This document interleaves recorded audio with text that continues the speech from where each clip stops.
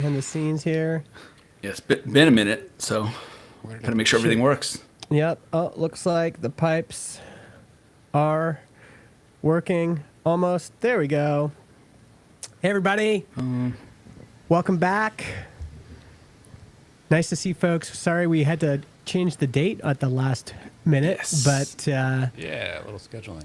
Look at It all was these. that or go another week without the pod, and that was too much to handle. That was too much. Yeah. We couldn't do that. I'm away. I'm also going. We're going up to Maine next week for a little beach road trip.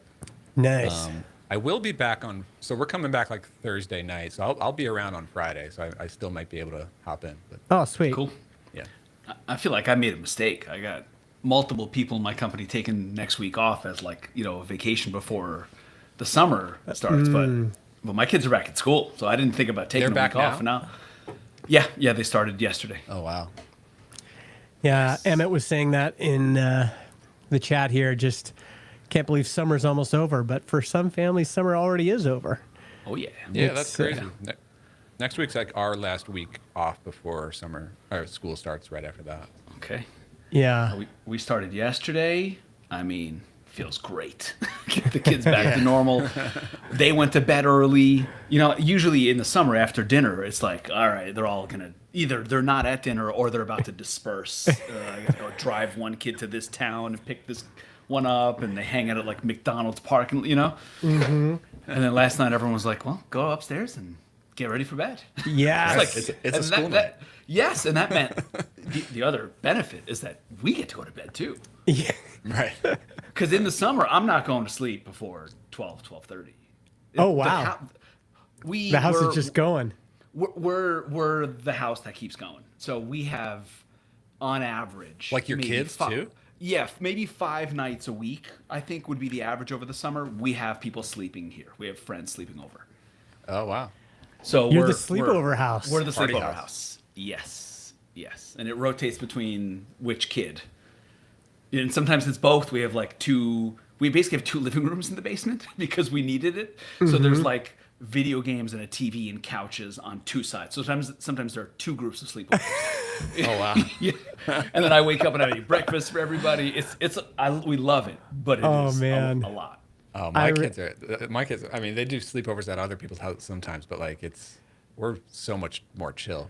I mean, they're in bed at 9:30, and then we're hanging out the rest of the night. Great. It's great.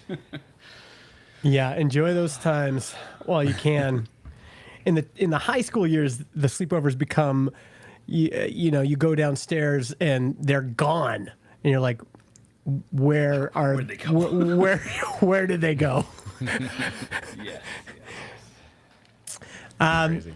Yeah, why don't we start the show officially? Yeah, we got some topics. Yeah, good to see everybody in the chat. Dave, Emmett. Who else is here? We got Jason Resnick, Ryan Hefner. The regulars. Yeah, I saw Our Zach people. in there. Peeps. Emmett. Did I already say Emmett? Yeah, nice. All right, everybody. Let's see if I remember how to do the intro. Welcome to the panel where founders discuss how to build a better business and a better life. I'm Justin Jackson, co-founder of Transistor.fm. And I'm Brian Casel, founder of Builder Methods. And I'm Jordan Gall, founder at heyrosie.com. Gents, it's good to be back. A little sporadic over the summer, but we're going to find our groove, our weekly cadence. We're getting our recordings in. Yep. It's a lot that happens every week.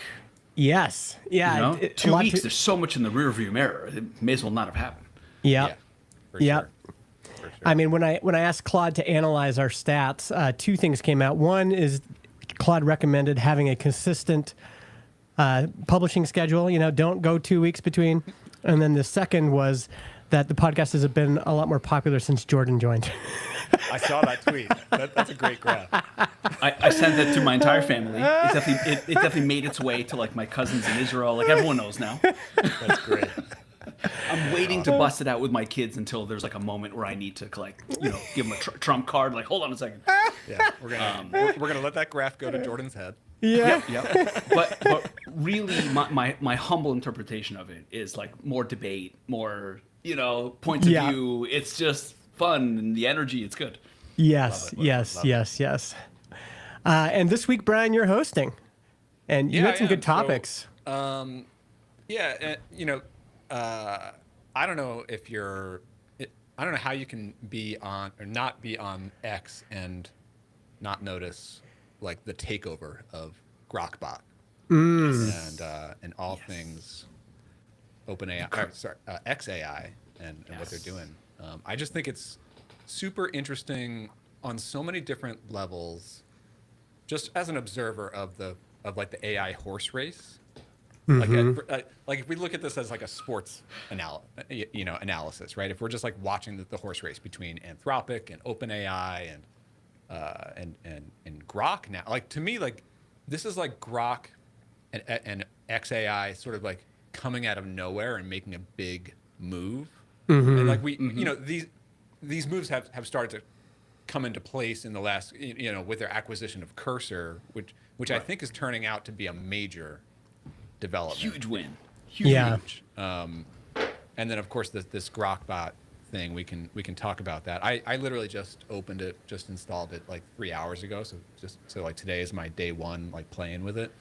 But just like bigger picture, what I think is also very, very interesting. I don't know how closely you guys are following this, but the pricing war, like just the pricing move from Grokbot. I mean, they're selling this. I don't mean to sound like a like a big advertisement for them or whatever, but like the Grok, they call it like super heavy plan, or like Grok heavy plan.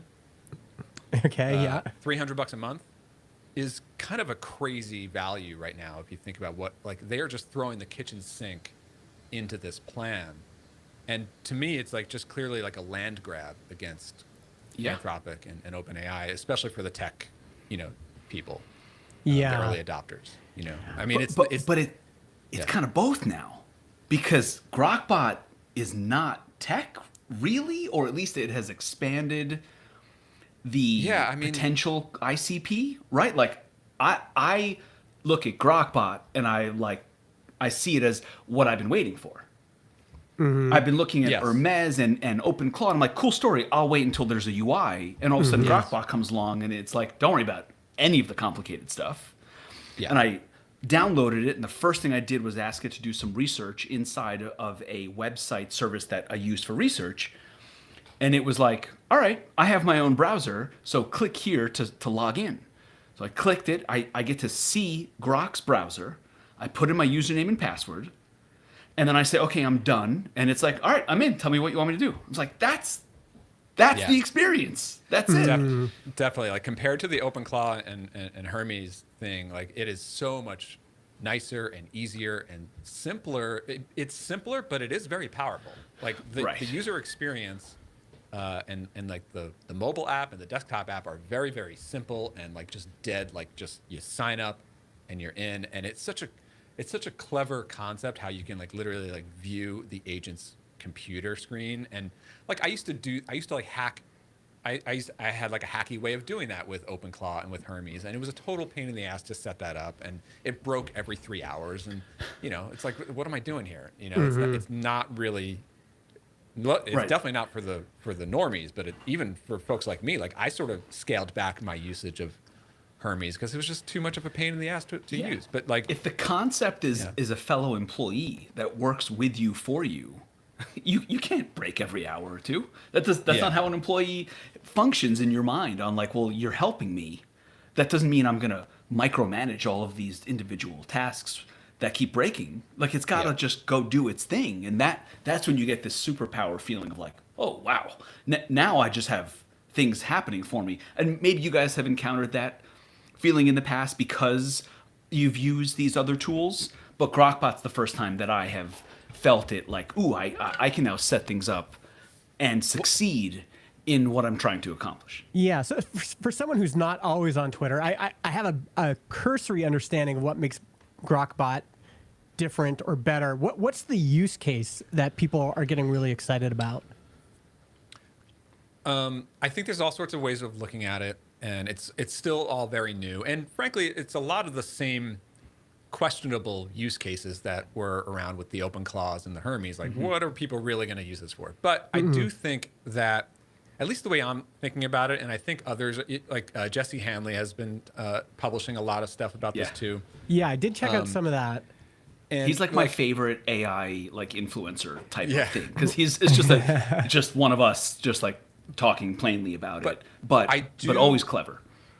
I do think there's more than just a consumer or normie play here. I think for professionals like us, like I'm actually starting to think about it like maybe literally all of my work goes through my quote unquote chief of staff Grok bot, who then delegates tasks to my developer bot and my marketing bot and my designer bot and like whatever. Like I haven't like set all this up yet. I'm still learning the ropes today, but like I think this could actually be a new way to interface with AI in general, and even like the thing to start to understand, like this isn't actually getting enough attention in all the Twitter noise with this, but like Grokbot isn't really from Grok, it's from Cursor. Yeah. Like it was the Cursor's team's thing that they built. Yeah. I think they've been working on it maybe even before the acquisition. Yeah, there's no way this is a few months. This is a lot of work. But you could literally see, like, when you sign up for Grokbot, like, you're going to see a cursor.com URL when you log in. Yeah, it's still kooky like that. But Elon is super strict on naming. Oh, yeah. So like he wants the brand they're name. going to brand it Grokbot. Yes. Which makes sense because of XAI and the combination of things. Well, one thing I want to talk about that feels very different in Grokbot compared to what I normally use in Claude. First of all, we're going to talk about how annoying Claude has gotten over the last few weeks. Oh, wow. Okay. It's kind of wild. But I downgraded yesterday. I'm back to $20 a month on Claude right now. Okay, interesting. Yeah, and that's from 200 to 20. I think what I'm learning is there's no way to create a defensible user retention strategy. 'Cause for a while, I want to talk everyone's about like, that is a big...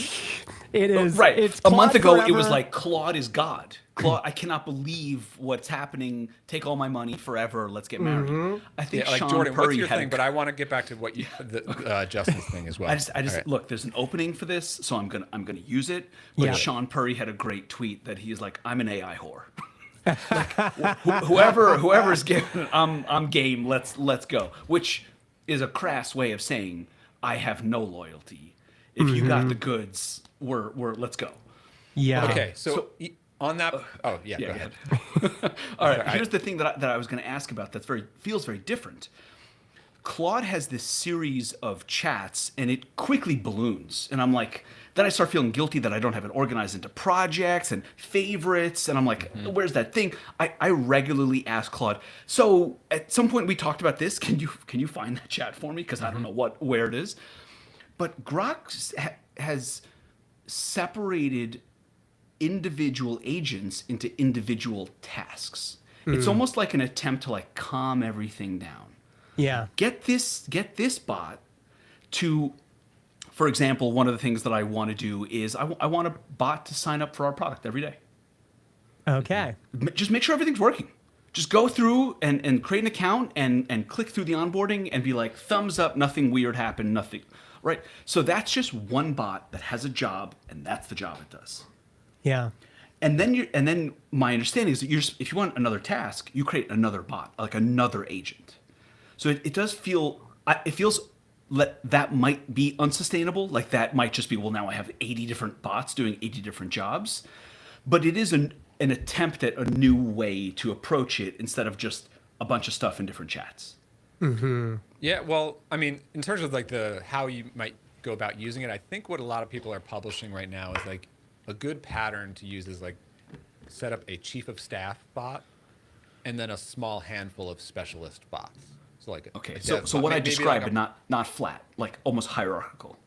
A little bit, but you don't need 80 different bots. Like you like I probably plan on only having like 3 or 4 maybe, but like one chief of staff, and then like I basically only chat with the chief, and then the chief delegates to the product QA bot or the dev bot or the this that.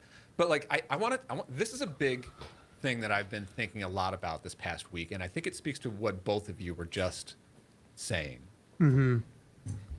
again, like just as an observer of all of it, I think if we're going to look back on this moment in this like I see it as a land grab from Grok with this pricing thing is a big deal. We can talk about that, but the bigger deal to me is like up until now, for the past year or two, I think most people have, most professionals in our industry, I mean, like tech, developer people, like most people have just gravitated to whatever company they think has the very best frontier AI model. So the first buying decision, like where we spend our money, goes to the provider that has the best model. For most people, they decide that is Claude. Claude Fable seems to be like everyone sort of agrees more or less that that's the best. A lot of people have come on board with GPT 5.6 Soul, like that's maybe just as good now. So like those are the two front runners in our minds, just in terms of like worth the money. Let's spend on whatever the best one is. And as a secondary buying decision, it's like the product experience. Like we may or may not like the Claude interface. We might think it's annoying that it has all these different chats and like the projects or ChatGPT's app or their Codex app. They keep renaming it every week and it's super confusing and their UX sucks. But if their model is the best, we're going to pay for the best model. But I think this week that changes. I think this week it's like, look, all of them are pretty damn good. And now the question is which one has the best product experience and the best mix of products and integration. And what they're doing in Grokland right now, like you can't deny, like that's why the Cursor acquisition, I think, was so key, because to me, I don't think that the Claude desktop app is a professional's app.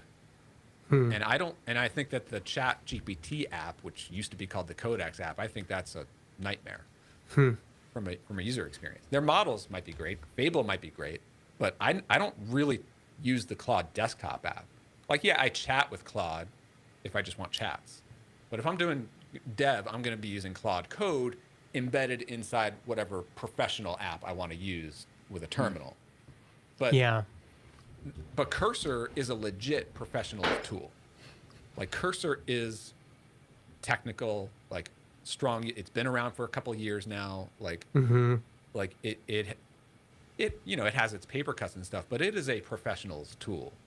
And Grok buying that to me means that like XAI not only has a pretty solid model, like definitely not the best model. Like Grok, whatever, 4.6 is like good, but it's not Fable and it's not GPT 5.6 Soul. But it's like Cursor, good. It's like pretty good, Did Cursor have its own model, or it was reliant on? They did. Cursor has also been developing a model called Composer, which is also great, and the big benefit. But it wasn't of Composer, in the same.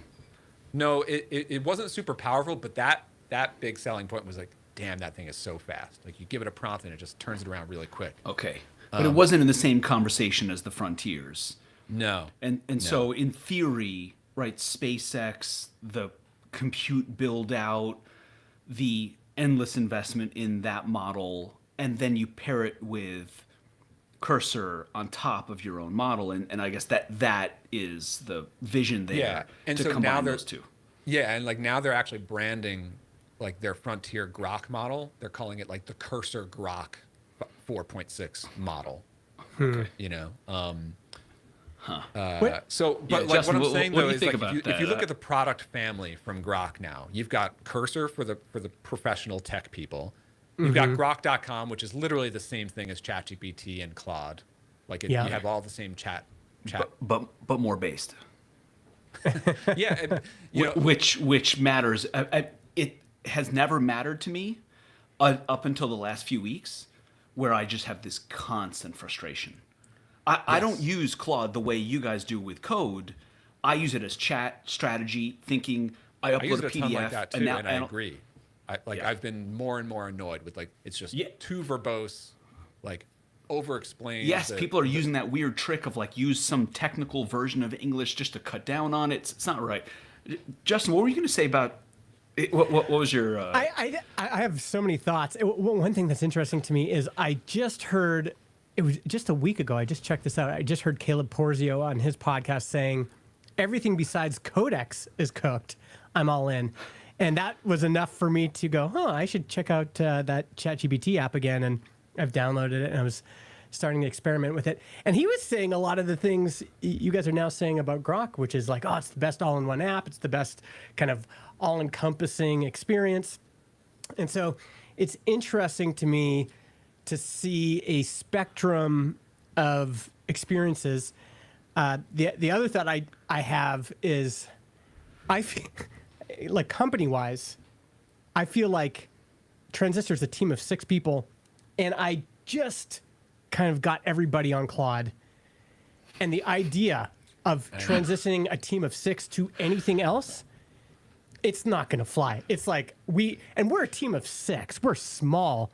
And so I think this land grab, I'd be very interesting to know how outside of the Twitter bubble is this Grok thing. You know, it's like the purchasing decisions for enterprise companies, those are made on a 5-year basis or a 3-year basis. But even for a small team, it's like I can't go back to the team and go, hey, everybody, this one I think is better this week. So we can't have that kind of going all over the place. I might be able to experiment with it myself.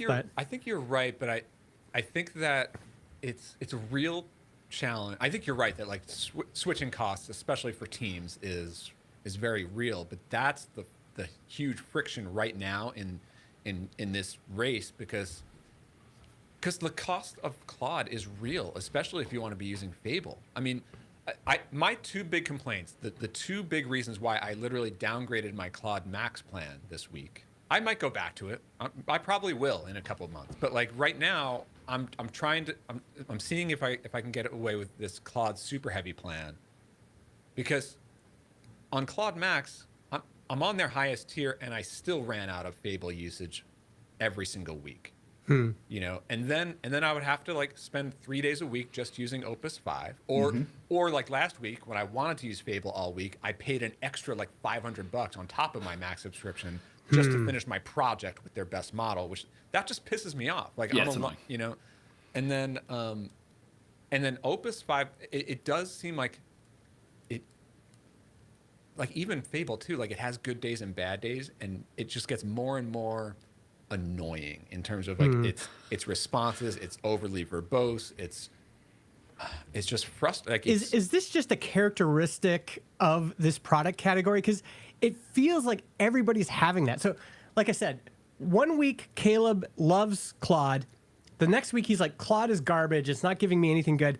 Now I'm in on Codex, but Codex is going to give him some bad days, and then he'll be like, Codex is garbage now. I'm going to go to something else. I can't help but think that there's some stuff happening behind the scenes, probably with their data usage capacity. Right. Yep. You know, like they're definitely pulling back resources, and like I'm just noticing like mistakes you would not have made yesterday are happening today, and then tomorrow it's going to be great again. And it's been like there's got to be capacity issues happening, but like the switching thing is real. Like I don't know if there's a real solution to this, but the more that we as professionals can be more portable with our work and be able to shift from one company to another, I know that's much harder when you have a team, but the more that we can have like standard workflows and skills that like we could swap in a Claude or an OpenAI or a Grok, like when the winds go that way, because that's how it's going to go for the next year or so. Like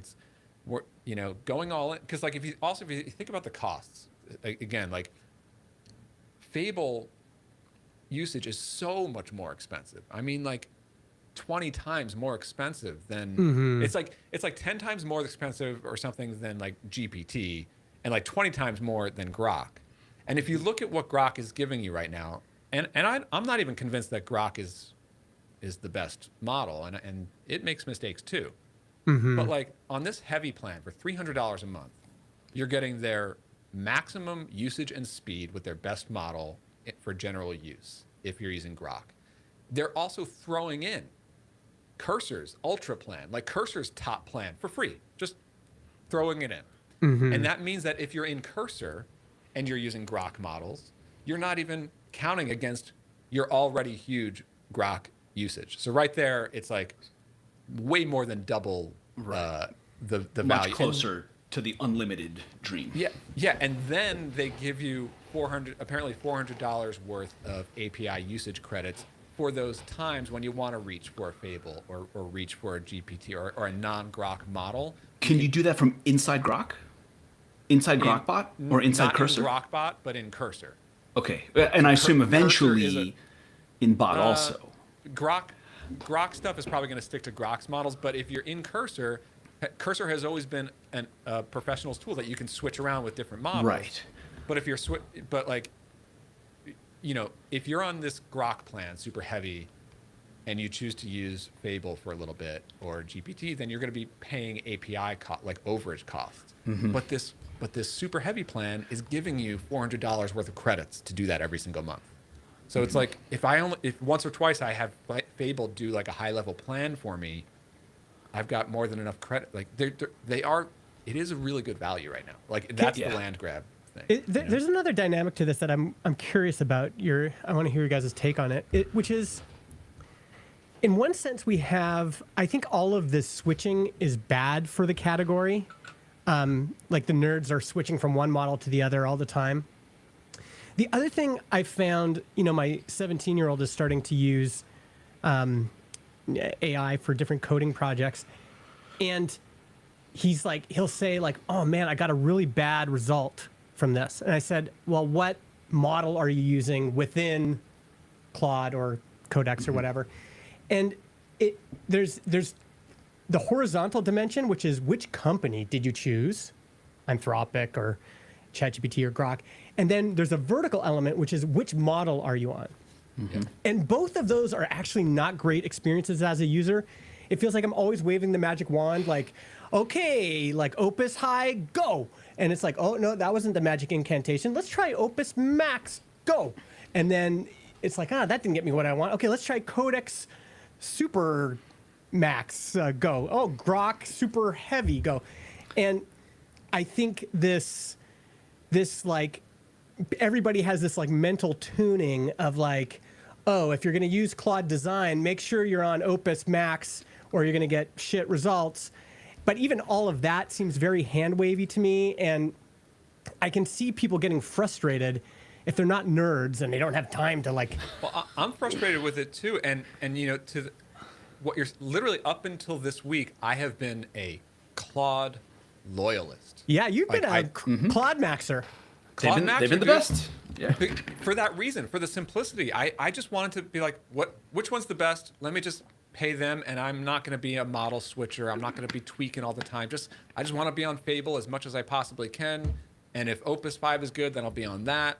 And I'm just going to pay for the max plan, and I'll pay for some overages, and that's fine. And that has been my attitude for well over a year, 2 years, right? Like I was a Claude person because it's the best. But then it's like at every single turn, it's like they're nickel and diming you, all right, I don't want to use your Claude desktop app because that's not a good product to use for professional dev. So I would rather use a Conductor. Oh, you want to use Conductor? Yeah, that's extra usage. You can't use your already $200 a month max plan for that. Like come on, just stuff like that, and then like model quality issues recently. It's like, okay, that's enough. It's time for me to actually open my eyes to like, let's use some other models, Now, at the same time, Anthropic is reporting 65 billion in ARR, with expectations to go to what next year? 400 billion? Wow. Which would make it one of the biggest SaaS companies ever, which is pretty annual run rate of 65 billion. That's wild. Right. But expected to go into the hundreds. I think something like 400 next year. Crazy. So that, I think, starts to speak to your switching. That's right. Yeah. That's right. Think about all the enterprise contracts that are in motion that are going to head there. They do seem to be locking down the business, like the enterprise side of it. Right. Which So is it's like, huge. Grokbot has our attention and we switch. but it's slower. We're like you, Justin. We're Mm-hmm. 5 people, but 2 engineers. So they're still closer to Brian, where they're Mm-hmm. like, I'll try this and then I'll try that and I'll get into it. They've been super into Claude, but they're open. Isn't what we're really saying is that this is going toward the models being a commodity? Mm-hmm. Yes. Yeah. And where you operate and the UI that you use, it's so backwards from like a year ago. The product experience and the integrations and where your data lives, right back to the natural order of things on the internet. Yeah. That's going to be where the power is, and not which antenna am I using for my cell phone. I don't care as long as it works. Yeah. Yeah. I mean, that's really what I think we're getting to right now. It's like, even if we know that like the latest thing from Grok or is not quite as good as the latest thing from Claude, it's like, well, but if Grok has better products and better integrations, then what's the difference? Like I think that mindset is going to start to proliferate, and like maybe you could just like swap in. Maybe the answer is like OpenAI 3 months from now. It's like, well, their product experience might just be best at that point. What was I going to say? I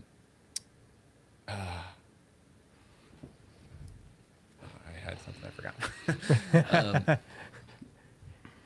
I mean, to me, there's a lot of open questions, and I think how fickle it is, because I'm not on Twitter every day now.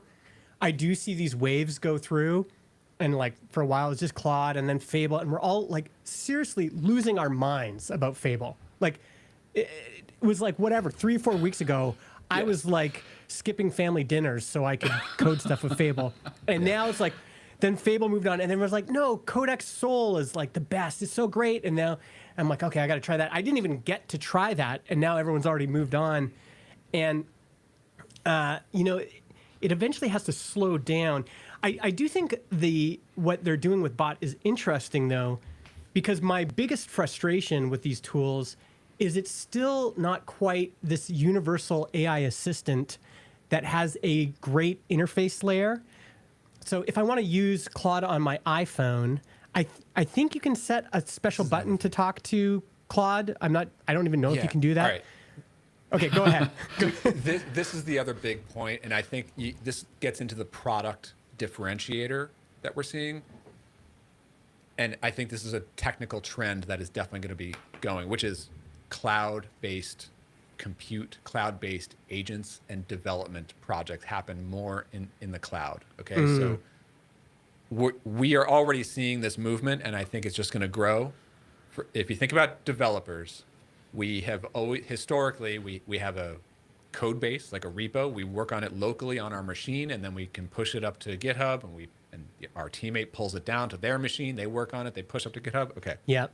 Now the movement is clearly, we are now going to have and work on our projects, our code bases in a cloud-based environment, right? Which and that feels far away right now. Like when I'm interacting with Claude, available. But when I'm interacting with Claude on the app, and I put a file in there, I did this yesterday. As soon as I put a file in there, like a MP3 that I want it to do something with, like I want it to put it up on a server somewhere, or an image I want it to add to the website, it seems to get tripped up by that kind of stuff. Oh, I don't have permissions for that. Oh, I can't do that. I'm sorry, I can't. And it's like, okay, fuck, I just got to go to my laptop, and then everything's fine. Yeah. But like, let's say you've been all in on Claude for the last year, like I have, right? Yeah. Yes. So Claude, Anthropic does offer a cloud environment version of using Claude code. If you open the mobile app on Claude, you can start a new task in one of your repos, and you're literally firing up a cloud environment on their servers. It's going to do the coding over there. Great. But most of the time, I'm working on one of my 2 machines. I start a project on Claude locally, and then I want to move to the other machine, or I want to move to iPhone. And yes, they have like a remote control thing where I can talk back to my laptop that's sitting over there, even if I go out of the house. Yeah. Cool. until it disconnects inevitably a few hours later, and it's like, oh, I can't connect to my project anymore. That sucks. I got to wait until I'm home. So like just annoyance. But like look at Grokbot, unlike Hermes, OpenClaw, and unlike like Claude and stuff, like Grokbot is giving you a dedicated machine in the cloud. So they like people like me and many others like just went out and bought a dedicated Mac Mini to run their OpenClaw on. Grokbot is just like, yeah, we're giving you that. That's included. Yeah. And it's not just spinning up like an instance that like spins up and then goes away the way that like Claude things do. It's yours. You just put files there, and it's persistent, and that's that. And you're just you can open it from iPhone, you can open it from your computer, like you're just talking to it. My prediction is that we'll see OpenAI and Anthropic follow suit. Like I think they won't be far behind. That's what's so interesting about this horse race. Also, like they could have done it. They will do it. I'm sure they will. But yeah, they're probably working on it now. But like they have the infrastructure. Both OpenAI and Anthropic have cloud versions of their stuff. They just didn't put the product pieces together the way that Grok has done with Grokbot, or Cursor has done with Grokbot. You know? Yeah. Because like Cursor has this thing called like cloud agents. You know, if you use a tool like AMP Code, that's also using cloud agents in an interesting way. So like that is where it's going. Like you just open your laptop, you're working on your code base, but it's not local. You're in the cloud. Like that's where general work is moving toward. But they've really put those. So it's like, again, like it's that product play where it's like Grok has this integration with Cursor. They have the cloud infrastructure. They give you this cloud thing. They have a super simple and intuitive interface when you chat with your Grokbot, and they're giving you their very best models at like a cheaper price than the others. Yeah. It's like, oh, by the way, they have their own like image model too. Like Claude doesn't have an image model, so it's like you get everything you need in this heavy subscription. It's a play, and I'm sure like 3 months from now, like OpenAI is going to have the same thing, and that's going to be the new hotness or whatever it is. But like, well, what about Gemini? Jason Resnick just brought that up. What happened to them? Are they just kind of out of the running? They're not really. He even mentioned like they have Google Drive with files already there. Incidentally, when I was using Claude yesterday and I needed it to do something with an MP3, I had to put it on Google Drive. So from my phone to Google Drive, and then Claude was able to use it. I think if I had to guess, if I'm going to be like a speculator here, I think that Anthropic will continue to win enterprise, and they're going to be huge forever. I think they're locked as that leader for at least for a while.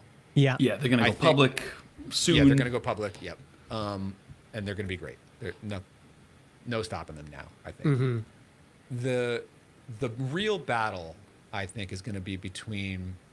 Well, I think this Grok play is against OpenAI. I think those two are really going to battle it out for like the techie audience, or maybe you might call it like the second place behind Anthropic or something like that. But Google and maybe like Apple and maybe Meta are sort of in this other side of the battle where it's like how do we get the general public, the normies, the consumers, right? So like Google and Apple are sort of partnered up because Gemini is what like Apple basically paid Google to power their new Siri coming out. Google, of course, has Google.com, so like when my kids Google something and they see an AI result, like that's their interaction with AI, you know. So I feel like they're always going to be around. And Meta, like, I don't know, they're trying to do stuff, but Meta has a massive worldwide consumer audience. So like, they're always going to be relevant. Yep. It's just, imagine Siri. Yeah. That's really good.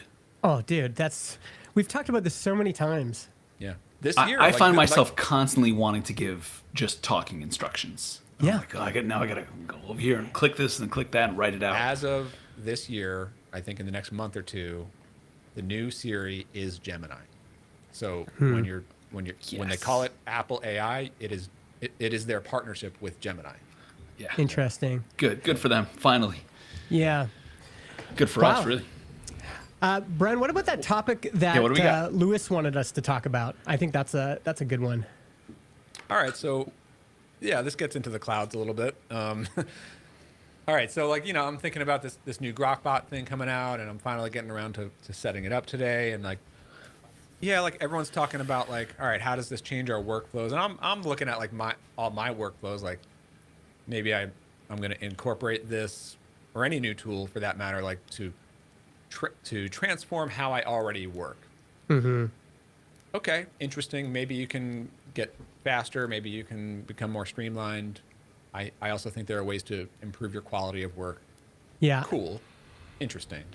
Well, what's more interesting to me is like, okay, this new thing, what new value can I create or build or put into the world as a result of having this new tool or ability at my disposal?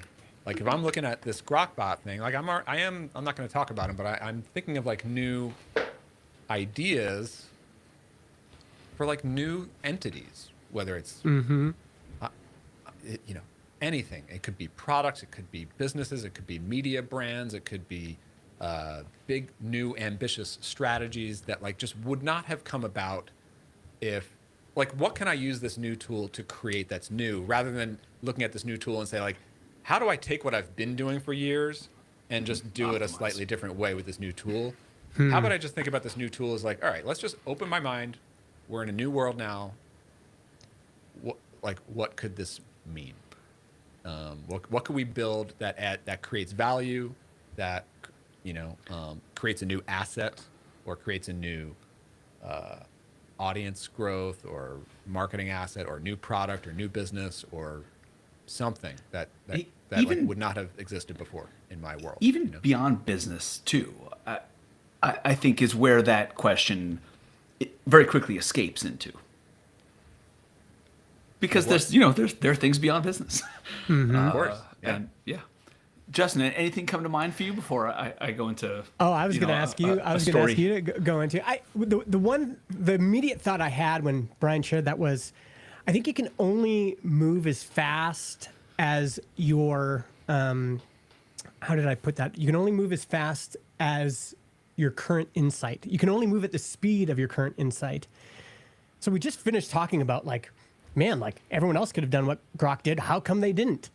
And it's like you need to have the insight and kind of an understanding of it, a way to shape it, and then you have the tools to build faster and better and all those things. But it feels like the Cursor team had this insight that nobody else really did, and then they started building it, and then SpaceX said, "Oh, look at this Cursor team. They got some interesting insights. We're going to grab that part there." And what did they acquire there? They really are acquiring like the insight. They're acquiring the shape of the idea and the implementation.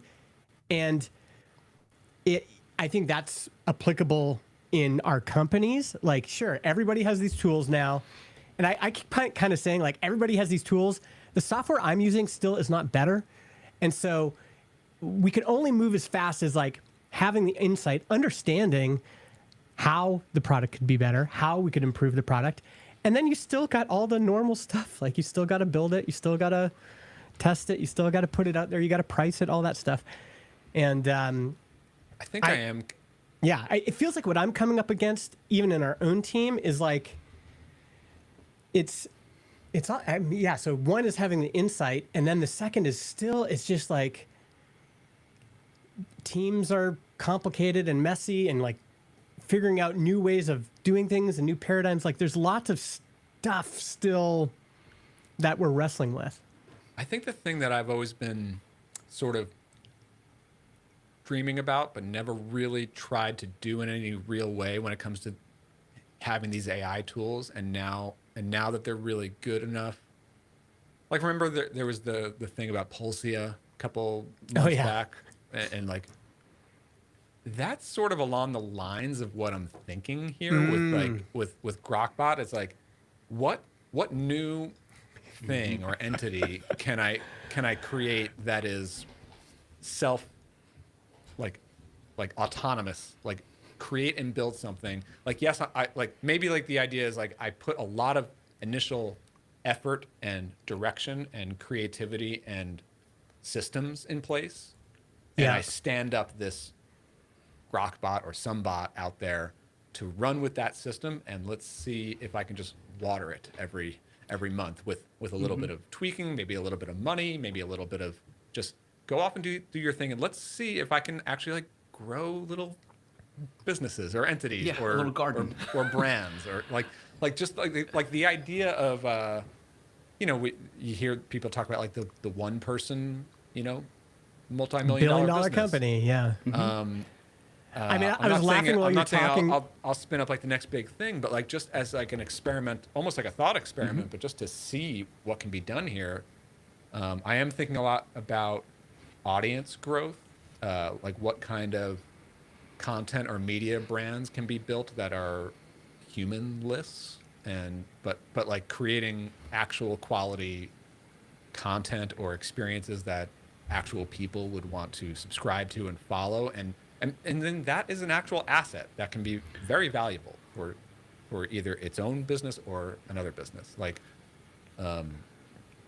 there's just a lot of possibilities that I think. I'm not saying everyone should go out and start a shiny object idea tomorrow, but like we do have these new tools. We happen to be on the very edge of the crest of the front of the wave right now, and the rest of the world is not aware of this stuff. And we are the ones who should be tinkering and playing and being creative, What are you thinking over there, Jordan? What's your take on this? So, analogous to where Brian ended there around the gap between what we know and what the 99% of other people are just don't care about yet. Yeah. And there's opportunity in that gap. First, you can see it is an interesting test of the role of people inside of business and like value creation, right? In theory, you could spin up a few agents that reach out to local businesses, right? Research Google Maps, reach out to local businesses, show them send them an email with a document, maybe even a landing page that shows them the things that are good about their website and bad about their website, and then make them an offer to fix them. And then actually fix them. Right? In theory, 100%. And then the challenge is like, but the way human beings do business right now is they send an email or they want to call you or they have a question, and like how can an agent get through that the human interaction that leads to business being done and trust being built? And like so maybe you have to go almost like lower down in something that does not require much human back and forth, right? Like me fixing your agent fixing your website, probably relatively high on the back and forth and the conversations required. So it feels like it's relatively limited what you could do, but there are definitely some clever opportunities for sure. Yeah, and like it doesn't have to be like a new side hustle or anything. Like it could be within your own business. Like other ideas I'm kicking around for builder methods, right? Like there are also like I just launched a new course, a new training in there called Become AI Native, and so I feel like the training library is really strong now. I've got like hundreds of training videos in there now, but the community side of builder methods I think needs some love, and that's I'm in there every day, but like what can I build? What can I use bots to help me create new value? And like of course you could have bots go in there and answer people's questions and maybe sort and categorize people's conversations into a searchable thing. Okay, that's one idea, but like I would also like to help my members form small group masterminds or help match people of a certain experience level with like-minded people. And I've done that before in previous communities I've run, and that's a lot of work. Like it's really time-consuming, analytical, like match people up based on all this criteria. That's a thing that can be like a new asset, a new feature, a new benefit that we build into the business, and that can be completely autonomously run with an agent. Not like flip a switch and it's just working. Like, I'd probably have to spend a week standing it up, but then that's something that can run all year long, like. Yeah. I will say one thing I fantasize about, but it's probably a flawed premise, which is in the same way we used to say, you really can't start a remote company if you didn't start remote first. Like trying to plug remote into an existing on-premise team is very difficult. Yep. I feel like with Transistor, we've added AI and an AI mindset and an AI culture after the fact. And there is this attraction towards a green field where it's like, man, if I built a new team and a new company with this mindset from the get-go, how would I hire and how would I structure our culture and how would I motivate people and what principles would we be focused on? And I think it is attractive because it's hard. Once you have something in motion, it is hard saying, not just that we're going to like get on different tracks, but now we're going to turn this into an airplane. Like it feels so different. And I think especially culturally, there's something attractive. Again, probably flawed because once you got into it, it'd develop its own problems. But I am starting to think a bit about that. Yeah. For How me, about we get into some updates? Or yeah, Jordan, what do you got? I was just going to say that it feels like there's a lot of consumer stuff that's on the way. When I talk to my wife, there's a big gap in what people, they just don't know what's possible, and so it's impossible to imagine what you want. You can't know the product that you want if you don't have any sense of what's possible. Yep. So school started this week. The amount of like balls being juggled in the air that my wife is very focused on not letting anything. One thing slips through the crack, and it's like, oh, forgot to sign your kid up for field hockey, and like that's unacceptable. Yeah, you've had a deluge of emails with PDF attachments. Oh my God, so many yes, and blue highlighted lettering and like different dates. Has like 4 different portals they want us to. Yes, we have team snapped, and this team moved over to a different app, and then these 2 schools are on membership toolkit, but the high school is on something else. And a lot of what she describes is just begging for an AI consumer product to help. Yeah. Just tap into my Google Calendar, tap into my Gmail, tap into my texts, help me manage these things. So it does feel like there's a lot of fun stuff on the way to satisfy a lot of the things that normies deal with every day but don't know what's possible yet. And that will really drive toward the UI being great and the experience being easy and the model being an afterthought. And I think that next wave is good. It will be interesting to see what happens on the consumer side because it won't look anything like what we see. Like, I think for a while I probably had the wrong mindset of like, look how much our world has changed. It's just a matter of time before the rest of the world sees a similar change. But I actually don't think that's going to be the case because most people don't build stuff. Most people don't. And even if they do, I heard Ian Landsman talk about this on Mostly Technical. He made a good point about like not only the fact that like most people are not, or most people in business are not using their own money, they're using the company's card or whatever to buy the SaaS. Yeah. They're also being given the tools to use at these large corporations. Like the individuals are not choosing to go use a tool or vibe code a tool or like it's some management has said like we bought Claude for everyone, now you're all going to use it, right? Yeah.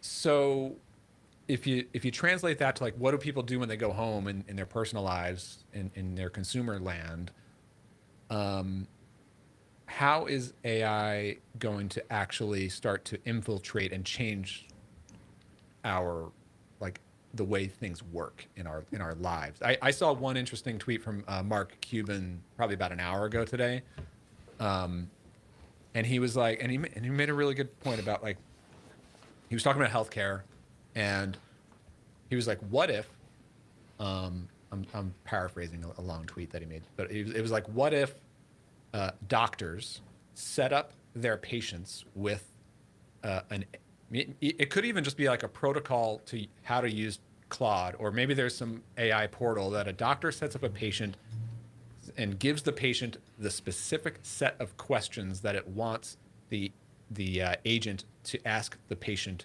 every day at 5 p.m. between now and our next appointment, and you'll transfer those answers over to the doctor, and they can track the patient's answers like over time rather than the old way of like, okay, I'll see you like next month and we'll see what changed, right? Yeah. It's great. But like I feel like that, it's all inevitable. But it's yeah, just but like that, that's the kind of privacy thing laws where it's will like slow everything. it's like a workflow where like individual patients, individual consumers are not going to take the initiative to like set up the right prompts and do it. But if a business or if a doctor or if a school sets up the clients with the workflow to ultimately deliver a better solution, like these are the kinds of things. So if you map that to like a small business, or it's like how to train or teach your target customer on how to use AI in a very specific way so that you can solve that customer's problem that they want to pay for. Yeah. Don't just hope that your customer's going to figure it out. Use AI, like onboard them to use it. I mean, this is basically what Jordan is doing with Rosie, right? Like you're teaching people how to adopt AI voice. They don't need to take it upon themselves. Although what you guys were just saying makes me think that this idea that there will be a universal UI or a universal AI assistant is probably the most promising, because then it's like, I don't need the school system to create an MCP server. What I need is Google Gemini to be the assistant I use. And every morning I wake up and I go, hey, Gemini, what stuff has the school sent me that I need to figure out?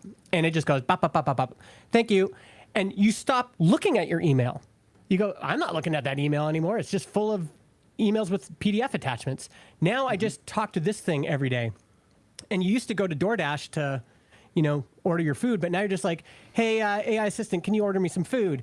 And you used to, go to the Ecobee thermostat app, but now you're just like, hey, can you just turn it? So this universal interface, whether it's Siri, whether whoever wins that, and maybe there will be multiple winners there. That feels like the big win, because once it's in her territory, like you're waking up and it's like, I'm not going to my inbox anymore. I'm not logging into the classroom portal. I'm just saying, hey, bot, go log into my kid's classroom portal, and you don't even have to say that. Just sign the permission slip. Just that, sign the permission slip, all that stuff. And if it's an emergency, it tells you, hey, you forgot to sign the field trip thing. Sign it. I've signed it for you. I think probably inevitably that's where it will end up, but I think it'll be a much longer path to get to that reality than people think. Because also, like, just for me as a consumer in my life, I have zero interest in having AI book flights for me, or book restaurant reservations, or order food for me. Like, I want to pick the restaurant myself. I want to choose my flight that I want to take. I don't want to leave that decision to an AI. A flight I might, if it had a skill that knew all my preferences and then it did it for me. But all these things that we're talking about require, but like ultimately trust. It's like, yes, do I want to fly at that time? Like, I'm going to make that final decision. Yes. And I want to sit there and look at the two at 6:18 a.m. and the 8:18 a.m. But this one gets in at 10:45, and I could go to breakfast by myself. My skill would just know that I don't ever book the early flight. I always book the later flight. Well, I want to make that decision while staring at it and imagining, well, I'm going to be walking around LA. Do I want to go to breakfast by myself? But all the stuff we're talking about is really like the way that what lets you not read your inbox is trust and confidence in the layer above it that's not going to miss anything. And that might be generational.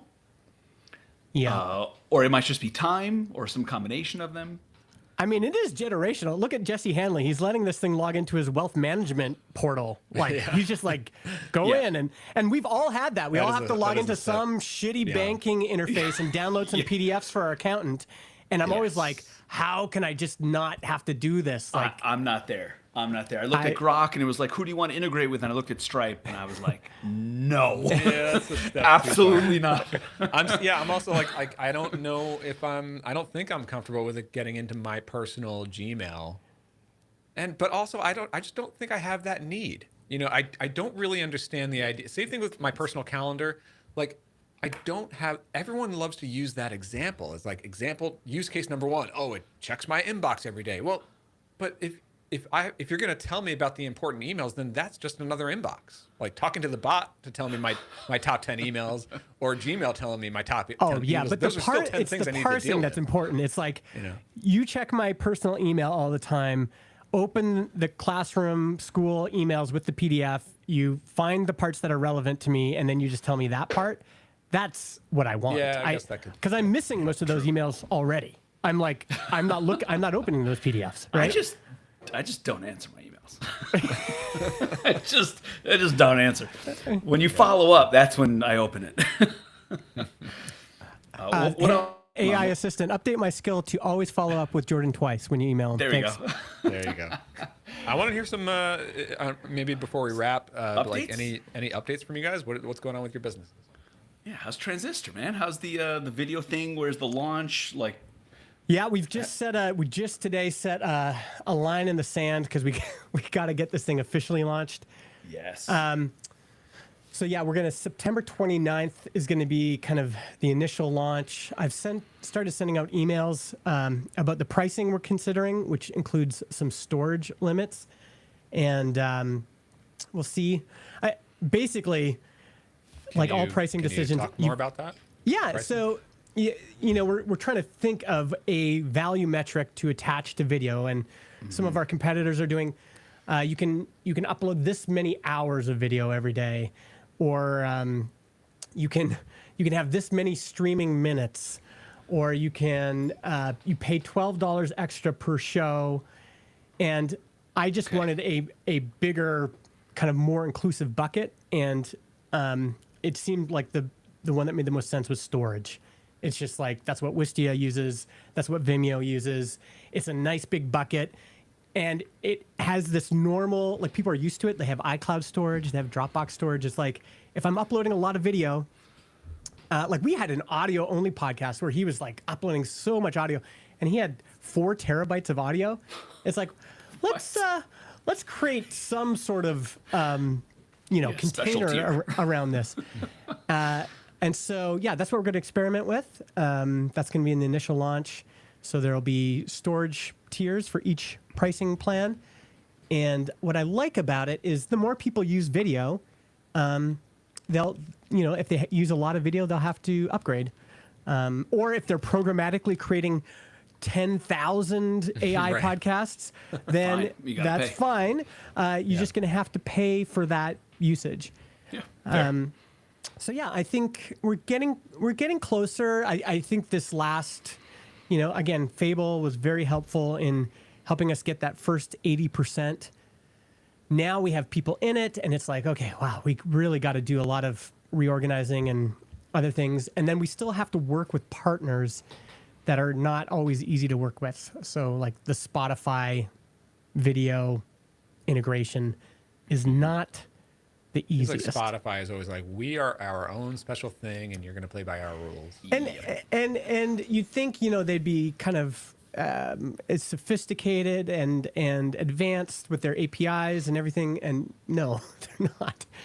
So there's with YouTube, Google Auth, you still got to go into the Google Developer Console and set up all sorts of permissions and add new scopes, and that's the stuff that kind of slows you down. But we're getting close. The numbers look very good. You guys launched an MCP? Oh yeah, and then we launched an MCP. Yeah, so that was Jason and John did a developer retreat, and they needed a break from video, and so they built that. And I think that's a bigger deal than I think that's a huge deal. And the more that I thought MCP was sort of overhyped for a while, but now I'm starting to see. Or I think just the industry is starting to come around to it now, where the more tools, the more tooling that is bring your own agent, the better. Yeah. And I think it's awesome. It's interesting. Because if you're running a podcast and you don't want to touch the interface, you just want to ask your Claude or your Grokbot or your Codex to throw up the next episode, just use the MCP. Check this out. We launched it 2 days ago. What podcast hosting has the best MCP? Transistor stands out with the best model control protocol integration for podcast hosting. This is so interesting, and it seems to be referencing this video I made heavily. Like, that's 2 days ago. Yeah, sick. Nice work. Wild. Yes. We decided to finally get into CRM integrations. And thanks to MCP, we have 20. Right? We were, that which is not how things have gone in other companies, in other integration efforts. But, So you guys have an MCP and like any other CRM? We don't. We do not I have an see. MCP. So you just use all their MCPs. That's right. We're integrating with theirs. And that experience has opened my mind to this mindset around preparing yourself to sell to agents and making it easy for agents to buy from you type of a mindset. Yeah. I didn't quite get it. It felt like, very isolated into these specific types of products, maybe like a form builder, and I'm vibe coding an app or a website, and I need a form, so therefore the form builder that my agent goes out and find, that company gets a lot of benefit from being good at that. I didn't quite understand how it would work for us, but this experience with MCP and the ease and the speed around integrations and communication, it started open up my mind around that a bit more. I like it. Otherwise, yeah. I do have some updates, and then I'd love to hear the thing you're working on, or if you're launching it, Brian, or working on it. But so I brought on some more money. Oh. Yep. You say that reminds me of one time I was like to my wife, I'm like, "What's with this credit card bill?" She's like, "Just bring in the money. Like, just bring in the money." Fantastic. Look. So Jordan, you've brought in the money. Yeah. Yes. I got a lot of people asking me questions, and it's my job to make sure I bring the money. So yes. No, the debt deal closed, funded, and in the bank, and now access to more capital. And then in the process of talking to my investors about that debt deal, one of them raised their hand and was basically like, would you like to take some equity with that debt? And I said, yes, sir, I would. So we kind of stocked up on cash. And that very, very quickly led into like a new series of questions for me. Because I was operating on a certain trajectory. Yeah. And I was looking at my projections, and I'm looking at my bank account, and I'm looking at the growth every month and the expenses, and I'm like, okay, got to make sure you don't run out of money. That's the number one thing. And want to get to profitability with buffer, not all the way at the edge. And therefore, I understood this is how much I should spend. This is how much I need to grow. As long as those two are happening somewhat according to plan, then I'm going to get where I need to be with some buffer. Yeah. And so imagine that's your mindset for 2 years. Basically once we pivoted, it was like, okay, this is how much money I have in the bank. And now it's a race to see if I can get profitable before that runs out. Because in my mind, I was like, I'm not raising another round. I'm not doing another Series A plus or whatever else. I'm going to make this work. I'm going to get profitable. So do these moves like do they change anything strategically, or is it more just about like padding the runway, make sure you have that buffer, more time to just keep going on the trajectory you're on? No, I think I have to challenge my plans and how I was thinking. Even if I end up concluding that I should do exactly the same thing that I'm already doing, I feel like I need to go through that exercise of should I be more aggressive? Should we hire? Should we do this? Should we expand into another market? Should we what to do with it? Because for those 2 years, I'm looking at the bank account and have a certain set of assumptions. And then all of a sudden, it just changes and there's a lot more buffer there. And so now if I stayed on the same trajectory with the same plan, we would get to profitability with arguably too much money in the bank. Meaning you probably should have used that money because you're not close to zero. So you have so much buffer that you should actually use it. And so the last few weeks for me have been turning in my mind around okay, if we were going to spend more, how? And do we need to? Should we just hunker down and be patient, do everything the same? Is there anything else that we should experiment with? So I have gone on a little spending binge because What are you buying? Yeah. I'm buying creative assets is what I'm buying. Okay. I am buying. So right now, our advertising is very strong at the middle of the funnel and the bottom of the funnel. We have good UGC content at the middle of the funnel that really speaks to the problem. Like people are problem aware and Yes. they're out there. And it's like, okay, this is the thing that I've been looking Stop for. missing phone calls. Each phone call is a missed opportunity. Never miss another one with Rosie AI. Here's how it works, starting at $48 a month, right? Like that kind of thing, with a bunch of different creators and different hooks and different messages and so on.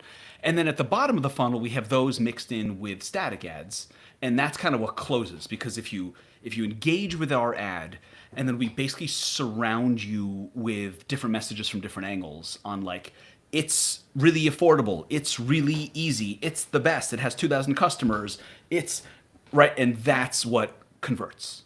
That's what people are thinking about it, and they're interested in it, saw the website, then they see all these and they're like, oh, that one hit me the right way, that's my issue, that's my priority, that's when I convert. And that's all great, but where we have always been weak is at the top of the funnel. And the top of the funnel operates differently because really what you're trying to do is you're just trying to call out your audience.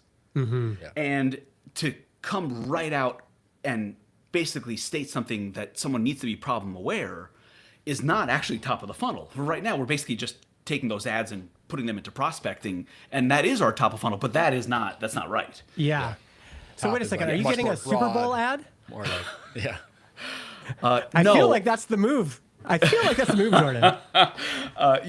When I talk to investors, that was one of my Billboards. lines actually about Rosie. I was like, this is the first business I've ever run that would run a Super Bowl ad. I would just love because for the that top to of be the your funnel's big enough. reputation, like for you to speak at MicroConf next and just be like, the only MicroConfer to ever buy a Super Bowl ad, Jordan Gall, and then you come out. As long as it the same story as Peter Coppinger from Teamwork, who bought the domain with all of their money. Yeah. And then it actually worked out. You know, it needs to be like that. Like I used my entire budget. I love it.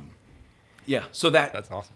That's one thing. And then I think we're gonna hire for what has to be called customer success, but it's our version of it. We just see, call it 20, 30 signups every day. And I just look at it in Slack and I'm like, why aren't we just calling every single one of these people? They're literally putting their phone number on. They're signing up. They're making a test call. They're going into support. They're saying, can someone help me? Can someone call me? It's just like, it's right there. It feels so obvious. So we're going to run some type of an experiment, and I've just been firing people, bro. I don't remember how to hire. I don't know where I hire anyone. I thought of we work remotely, and I'm like, that's it. That's where my knowledge ends. I forgot how to hire. So You should I need to definitely get restart that. personal recommendations for that position. I've told you a few times about Michael on our team, who does a personal Zoom call with anybody that wants to, and we are going to scale that up. But the right personality, and there's somebody maybe even in our audience, but certainly in our network, I think that would meet that criteria. You just want somebody who's incredibly personable, Just friendly, loves talking all day. loves Yes. talking. They don't get upset if somebody hangs up on them. That's what you're looking for.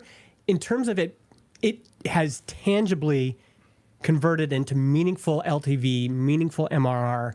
One person doing this. It's like one of those things that don't scale, where I've seen the scale, like it actually does work. And if you're thinking about 20, 30 signups a day, if you call 5 of them and they have a great experience, even if they don't sign up, they still talk about you because they're like, I had a great conversation with Rachel at Hey Rosie, and I can't recommend them enough. That's the real benefit of it. Yes. So I highly recommend it as a strategy. It's one of those things that most companies won't do because it's, I'll get on the phone. Like I'd Right, never it's do not that. techie. Yeah. So look, our ICP it makes a lot of sense, but we regularly hear in support at least once a day. Can someone please call me? Just help I want me. to talk to someone. Yes. Yep. Just help. Yep. That's All right, awesome. so I got plenty more, but since we're going to talk again next week, I don't have to do the entire update because we're back on our normal cadence. Yep. But Brian, tell us about. Well, yeah, I also Yeah, is it a sort of new find thing? myself in a similar place when I think about the funnel for builder methods. So today I actually did launch a new, this is like the second flagship course from Builder Methods. It's called Become AI Native. The first one was called Become the Builder. So now the idea that I have on Builder Methods is like it's a dual track, a dual funnel, right? I for the past several months I've had this Become the Builder course and a free workshop on learning how to build apps with AI and a workflow for whether you're technical or not, you can learn that.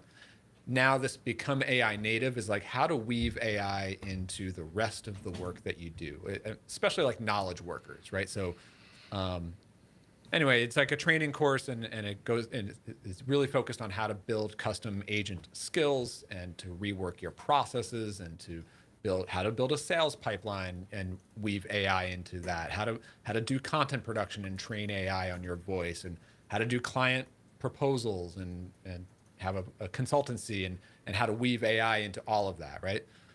But you take away patterns and you can apply them in different ways, even if your business doesn't exactly follow those shapes. So the main play, and this goes back months ago when I was talking about the ICP, is like let's start to step away from just the software developers and start to speak to knowledge workers more broadly, and try to be that source, the training destination for. Okay, I dabble with ChatGPT, I dabble with Claude, but I don't use it in a real way. Let's figure out how to actually build business processes with AI. Like that's the concept here. But anyway, like strategically with Builder Methods, with this launch, the way that my funnel currently works is I do YouTube videos. That's I don't even know if I would necessarily call that top of the funnel. It's functioning as my top of the funnel, but it's not the most ideal. It's really more of the middle of the funnel, because if you're getting fed my videos on YouTube, then you are already identified as somebody who really cares about this kind of stuff, and you just want more content about using AI in general.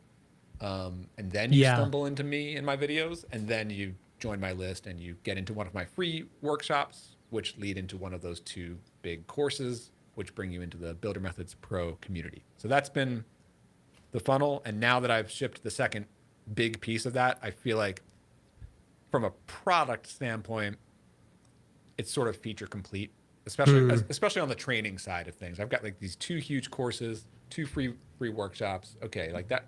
Yeah. That was a big lift, a big grind to get those out, and now they're out, and that's great. And I do some work on the community. We do some like live sessions and stuff, and that's a good benefit. But now I'm starting to think forward looking about like, how do I really grow this thing? Because I think for the last couple of months, it's been sort of just like riding steady at this like baseline, steady state level of sales and subscribers and traffic that I get every month, right? I think this new course will help because that fills the gap in what I think a lot of people were waiting for. I did raise the price today. There's a coupon that's going between now and September 1st, but like officially, like this is I'm almost at the 1 year anniversary, so it's like I raised the normal price for new members going forward. It's $100 more now. I've been kicking around different things for what I tackle next in the rest of the year and going into next year and like where I'm going to take Builder Methods in terms of like how do we grow this thing. A couple different possible directions. Like one was like to think about like what can I offer in terms of like a higher ticket, like okay, if Builder Methods Pro currently costs $400 a year, what can I offer that costs like $1,500 a person? Maybe like a cohort thing, like twice a year. I do like an intensive like group cohort sort of. We build together, or we have a fall cohort and a spring cohort or something like that. Yeah. there's always the option of like, how do I just like double down on YouTube and like do more YouTube or do it harder or do it better? And I've talked about this before. I just keep coming back to the idea like I am too YouTube dependent and I need to expand and get more top of funnel exposure. And now that I have the assets in place, how do I just either throw money into this or systems or content or what? Like short form video on like Instagram, maybe doing more on LinkedIn, funnels, ads. Like I should be spending on traffic to get into these free assets that I now have. I just think that there are so many ICP people that fit the profile that just probably aren't YouTube people and just aren't stumbling into my videos, but they do live on LinkedIn or they do live on Instagram. I'm just thinking about that in terms of like, what can I do, or what systems, or where do I spend money or time to do that? At the same time, there's a lot of stuff that's like up in the air for me in the next couple of months, in terms of like how much time and energy I'm going to be like, am I actually going to be able to show up on and do a video every week? Like even no matter what's going on in my life or whatever, like that too is a risk. It's a business risk. I don't like being the bottleneck. I don't like having the whole business model depend on me turning the camera on and getting a video out every week. So like, what systems or assets or growth levers can I invest in that do not require Brian to be around and do it, you know?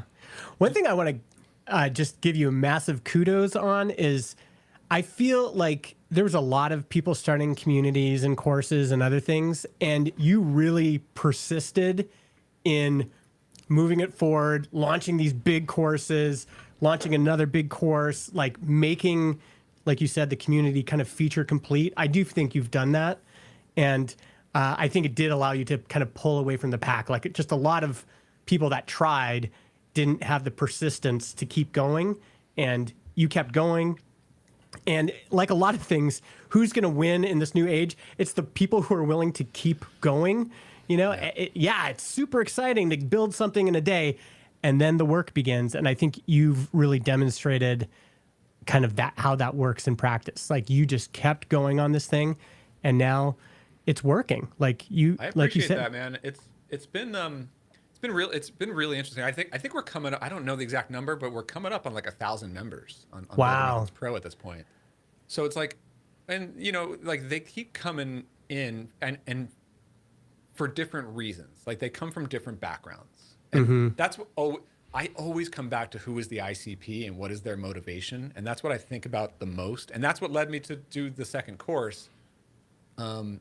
I still see a wide range in the community. There still are a segment of the audience who are technical, they're software people, but increasingly, and this is probably a result of my shift in content toward this group, but it's like it's the non-technical business owner, but non-technical is a little misleading. It's like they are technical, or they have like systems operations chops, and they're a little bit more than the masses who don't do anything with AI. Like they are tinkering with Claude Code, and they just don't have like the software code writing experience, but like they are pretty technical within their own domain.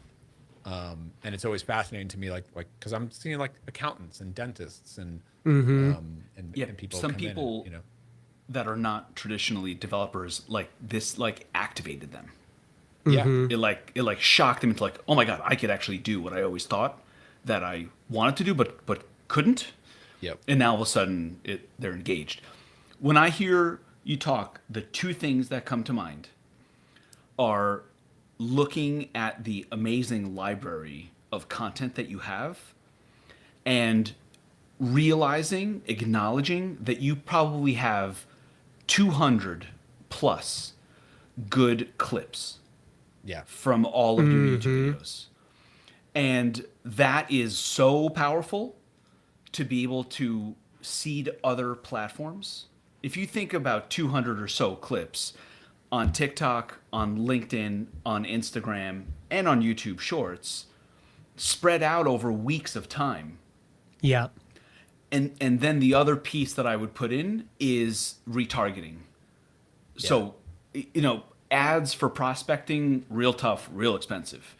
But if someone hit one of your pages, to then take one of your clips, or you're just good at just spinning up a video, to turn either a clip or a new video that you make into a video ad only for retargeting, like those two things combined can increase traffic a lot and then increase the conversion of those people that end up on your site.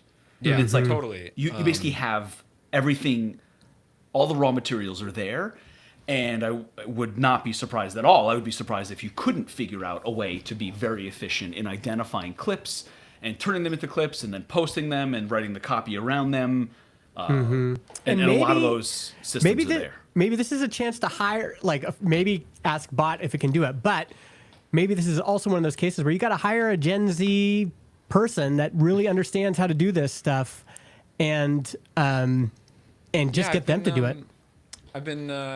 I'm in Jay Klaus's community. There's a lot of creators who do this at a high level, and I've been learning a lot about these other platforms that I know nothing about. So Instagram, I'm also starting to learn about Substack.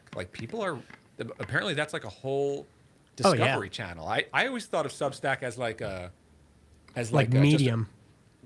Just an alternative newsletter or publishing platform, but it's a discovery platform. So that's another one that's interesting. The thing with Substack is that it's for people who read. Mm-hmm. Yeah. And that's a weird subset of people, if we're going to be entirely honest. Yeah, they're very high value. It's like golf. That's actually where all the money is, but you have to talk to them very differently. The shorts thing is at the top of the list for sure. I've been thinking about it for a while. The thing is, it does need a strategy. I've done take clips from my long forms and just publish them as short forms and they don't really perform well. Yeah.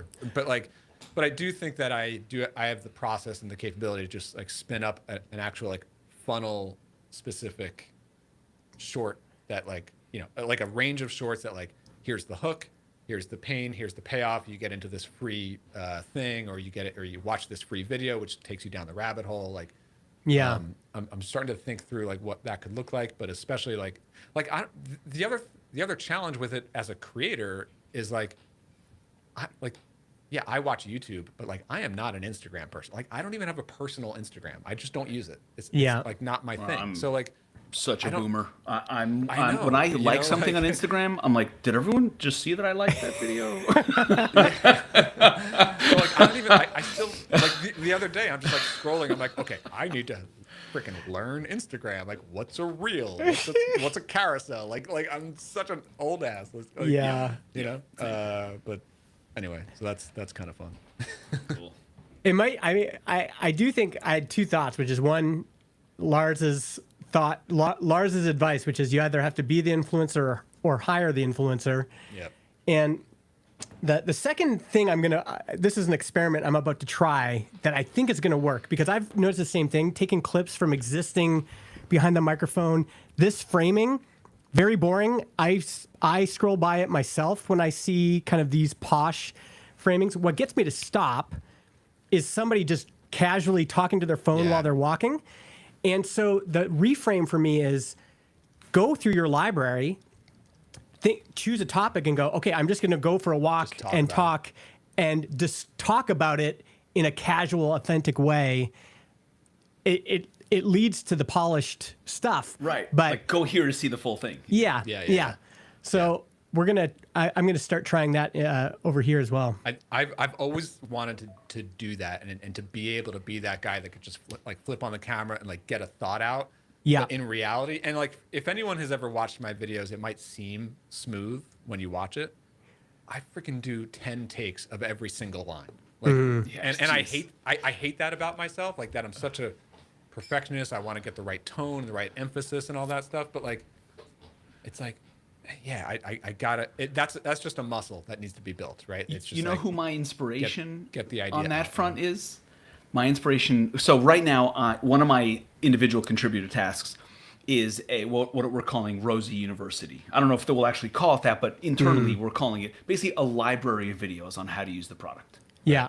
Okay, so that's like my role. Like it should come from the founder, and my inspiration is Jason Fried.